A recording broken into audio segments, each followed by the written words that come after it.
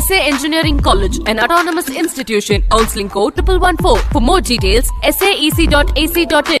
மேற்கு வங்கத்தில் சமீபத்தில் நடந்த சட்டசபை தேர்தலில் பாரதிய ஜனதா வென்று ஆட்சியை கைப்பற்றியது. தொடர்ந்து 15 ஆண்டுகள் ஆட்சி செய்த திரிணாமுல் காங்கிரஸ் படு தோல்வியடைந்தது. முதல்வராக இருந்த மம்தா பானர்ஜி பவானிபூர் தொகுதியில் தோல்வியடைந்தார்.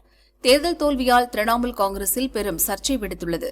தேர்தல் வியூகம் வகுக்கும் ஜபாக் நிறுவனத்தை நம்பி பல்வேறு தவறுகளை செய்ததாக கட்சி தலைமை மீது நிர்வாகிகள் குற்றம் சாட்டி வருகின்றனர்.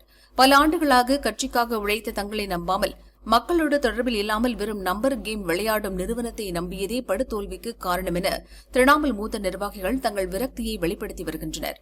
மொத்தமுள்ள 294 தொகுதிகளில் 208 பாரதிய ஜனதா வென்ற நிலையில் மாநிலத்தில் அசைக்க முடியாத சக்தியாக ஆளுங்கட்சியாக இருந்த திரிணாமுல் காங்கிரஸ் 80 இடங்களில் மட்டுமே வெற்றி பெற்றுள்ளது. மேற்கு வங்க மக்கள் மத்தியில் மம்தாவின் செல்வாக்கு சரிந்துவிட்டதாகவும் அவரின் உறவினர் அபிஷேக் பானர்ஜியின் தலைமையை ஏற்க மக்கள் தயாராக இல்லை என்றும் சிலர் குரல் எழுப்பி வருகின்றனர். இந்நிலையில் திரிணாமுல் காங்கிரஸைச் சேர்ந்த 50 எம்எல்ஏக்கள் 20 எம்பிக்கள் பாரதிய ஜனதாவில் இணைய தயாராக இருப்பதாக பாரதிய ஜனதா எம்பி சௌத்ரா கான் கூறியது மாநில அரசியலில் பரபரப்பை ஏற்படுத்தியுள்ளது. இந்த சூழ்நிலையில் திரிணாமுல் காங்கிரஸ் லோக்சபா எம்பியும் மூத்த பெண் நிர்வாகியுமான ககோலி கோஷ் தஸ்கிதார் நேற்று கட்சியின் பராசத் மாவட்ட பொறுப்பாளர், மகளிரணி பொறுப்பாளர் உள்ளிட்ட அனைத்து பொறுப்புகளிலிருந்தும் ராஜினாமா செய்தார். தேர்தல் தோல்விக்கு பொறுப்பேற்று இதை செய்வதாக கூறிய அவர் கட்சி தலைமை மீதும் கடும் விமர்சனங்களை முன்வைத்தார். மூத்த நிர்வாகியான தனக்கு கட்சியின் உரிய அங்கீகாரம் இல்லை.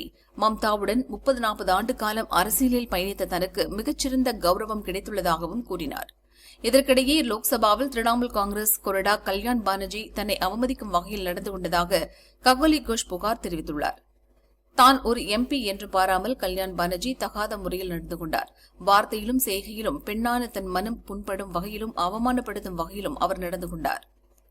அவர் மீது கடும் நடவடிக்கை எடுக்க வேண்டும் என லோக்சபா சபாநாயகர் ஓம் பிர்லாவிடம் எழுத்துப்பூர்வமாக புகார் கடிதம் அனுப்பியுள்ளார்.